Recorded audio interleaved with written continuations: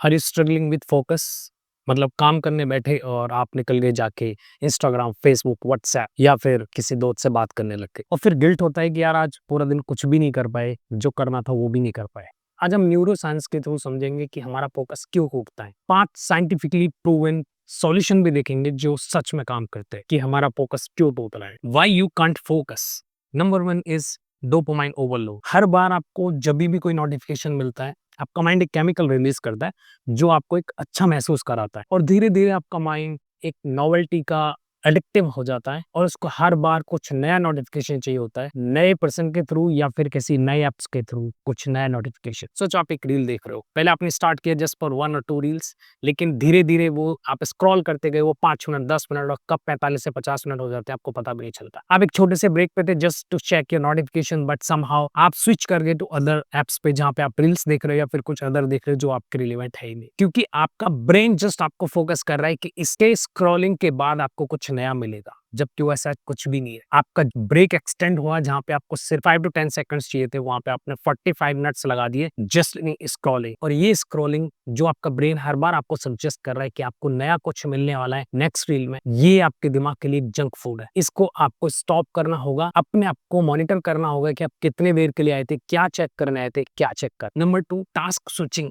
फटे। मतलब multitasking easy होता है कहने के लिए, लेकिन उससे ब्रेन का पावर इतना यूटिलाइज होता है कि आप कंसिडर भी नहीं कर सकते। मतलब आप एक काम कर रहे हैं, आपको सेम टाइम पे दूसरे काम पे स्विच होना जस्ट बिकॉज ऑफ मल्टीटास्क। और आपके ब्रेन को भी यहाँ पे अपना पूरा कंटेंट जो उसके अंदर होता है, जो भी फोकस होता है, वो भी स्विच करना पड़ता है सेम टाइम पे, जिसमें चाहिए होती है बहुत सारी एनर्जी। मतलब आपके दिमाग की जो बहुत सारी एनर्जी होती है वो इस स्विचेस पैटर्न पे ही बहुत ज्यादा खर्च हो जाती है। उसका पूरा एल्गोरिथम मतलब खत्म सा हो जाता है, क्योंकि इसमें बहुत ज्यादा एनर्जी ड्रेन होती है। इसमें भी बहुत सारी साइंटिफिकल रिसर्च है जो बोलती है मल्टीटास्किंग आपके अप टू 40% टास्क को स्लो कर देता है। मतलब अगर आपकी टोटल प्रोडक्टिविटी जो भी जा रही थी पर्टिकुलर टास्क पे, वो अप टू 40% डाउन हो जाएगी जस्ट बिकॉज ऑफ मल्टीटास्क। सोचो आप कोई काम कर रहे हैं बट सेम टाइम पे आपको एक नोटिफिकेशन आया जहां पे देखा कि व्हाट्सएप पे आपको कोई एक मैसेज रिसीव हुआ, आपने जस्ट चेक किया, आपको उसको चेक करने में विद इन 5 टू 10 सेकंड का टाइम लगता, लेकिन आपको कब वहां पे 10 से 15 मिनट लग गए आपको पता भी नहीं चला, बिकॉज आपने यहाँ पे क्या है, सेम टाइम पे आप एक जो काम कर रहे थे उसको छोड़ के आप दूसरे काम पे फोकस किया एंड उस काम ने आपकी 10 मिनट्स एडिशनल लेनी जो कि रिक्वायर्ड नहीं थी। सोचो अगर आप पहले वाले काम को खत्म करके दोबारा अपने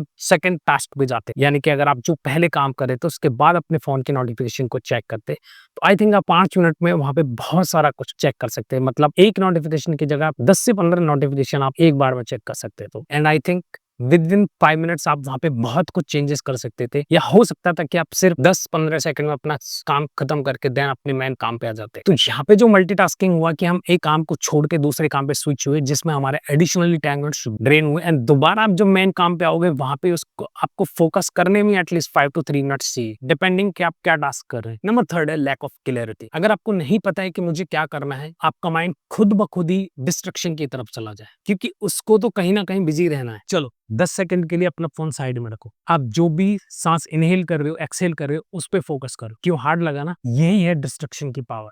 मतलब स्टार्टिंग में डिस्ट्रक्शन कब कहाँ इधर उधर चला जाएगा हमें पता भी नहीं चलेगा, लेकिन जब आपको फोकस करने का टाइम आएगा, डिस्ट्रक्शंस आपके ब्रेन को फोकस पे आने ही नहीं देगा। Just clear yourself before starting any work, कि मतलब आपको करना क्या है, कैसे करना है। इट्स बेटर कि आप उसके जितने भी स्टेप्स हैं उनको पहले नोट डाउन कर, या फिर आपको उसके बारे में पूरा फुल आइडिया हो कि आपको कैसे करना है। पार्ट 2 में बात करते हैं हाउ टू फिक्स दैट। अभी आपकी समझ में आ गया कि हमारा फोकस टूटता क्यों। अब इस पार्ट में डिस्कस करते हैं कि हम इसको वापस कैसे लाएं। उसके लिए सबसे बेस्ट प्रैक्टिस है डोपामाइन डिटॉक्स। एक दिन के लिए social media notifications, junk content, instant notification, shopping notification, इन सबसे ब्रेक ले लो। तुम्हारा ब्रेन रीसेट होना स्टार्ट करे। मतलब हफ्ते में आप एक संडे फिक्स रखो जिस दिन आपको डोपामाइन डिटॉक्स ले ले। नो फोन, नो रील्स, सिर्फ डोपामाइन डिटॉक्स। मतलब सिर्फ साइलेंस और जस्ट वॉक। साइंटिफिकल रिसर्च बोलता है डोपामाइन डिटॉक्स से आपका जो फोकस है अप टू 2x बढ़ जाता है विद इन अ वीक। मतलब आपको सिर्फ जो अननेसेसरी के नोटिफिकेशन है उनको जस्ट इग्नोर करना है। एक टाइम फिक्स रखो जहां पे आपको चेक करना है and once in a week आपको फोन टच ही नहीं करना। नंबर 2 पॉइंट आता है फोकस रिचुअल्स। काम शुरू करने से पहले आप एक रिचुअल्स रखो। डेस्क क्लियर करो,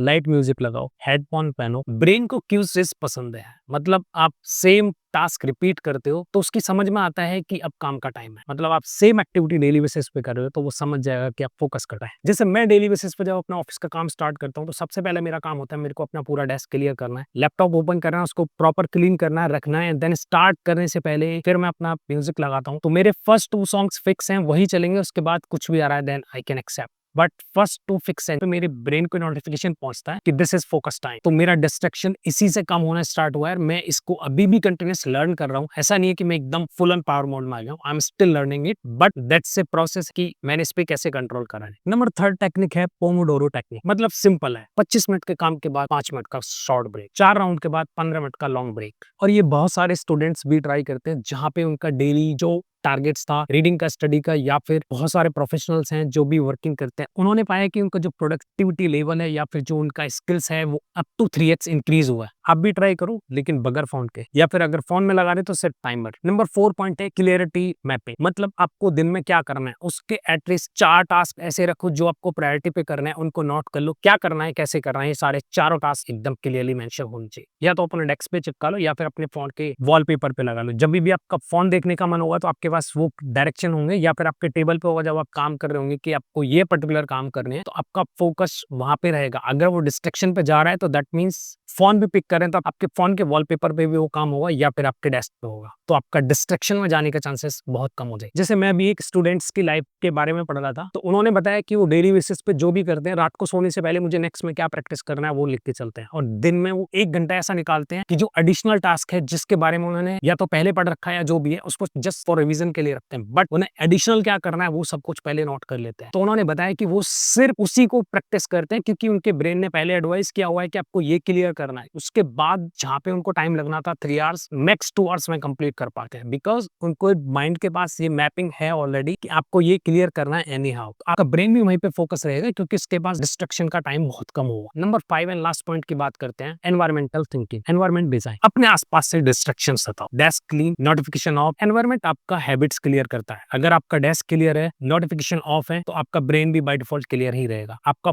फोकस आपके साथ रहेगा। उसके बाद डिस्ट्रक्शन के चांसेस बहुत कम। पार्ट 3 में बात करते हैं हम focus shift. Focus is a skill, it's not a gift. Focus ये कोई गिफ्ट नहीं है कि आपको किसी ने दिया आपके पास आ गया, ये एक स्किल है, आपको इसके लिए प्रैक्टिस करना होगा। जैसे आप अपनी मसल्स के लिए प्रैक्टिस करते हैं, सेम आपको फोकस के लिए भी प्रैक्टिस करना पड़ेगा, उसी के बेसिस पे इंक्रीज होता है। तो ये कंटिन्यूस आपके साथ रहता है, तो आपके टेंशन भी क्लियर होती है। अभी आप में से बहुत सारे लोग हैं जो कुछ काम कर रहे हैं, सेम टाइम पे देखा कोई नोटिफिकेशन आ गया या फिर मोबाइल पिक करा तो आपने किसी अदर काम के लिए किया था, सेम टाइम पे आप रील में स्विच हो गए या फिर यूट्यूब ओपन कर लिया, फिर व्हाट्सएप ओपन कर लिया। सेम मेरा भी था, मैं भी इधर उधर एप्स में इधर उधर स्विच अभी भी चलता है, but I am trying to control it कि मैं फोन जस्ट चेक किया only for a notification, but somehow कि मैं रील्स पे पहुंच गया या फिर फेसबुक ओपन कर लिया या फिर एक्स ओपन कर लिया। लेकिन मैंने भी डोपामाइन डिटॉक्स यूज किया है, तो मेरा जो कंट्रोल है, मेरा जो फोकस है वो धीरे धीरे वापस आ रहा है। पहले 1 घंटे में मैं 20 से 25 मिनट का काम कर पाता था, बट अभी 1 घंटे में 40 से 45 मिनट का काम आराम से हो पाता है। ऐसा नहीं होता कि मैं वहां पे मल्टीटास्किंग कर रहा हूँ या फिर मेरा फोकस सेट। तो फोकस बनाने के लिए आपको कंसिस्टेंसी चाहिए, इंटेंसिटी नहीं। तो इस वीडियो हमने सीखा कि डोपामाइन ओवरलोड से कैसे हमारा फोकस टूटता है, कैसे हमारे ब्रेन की एनर्जी बहुत ज्यादा फास्ट ड्रेन होती है, मल्टीटास्किंग कैसे हमारी एनर्जी को वेस्ट करता है,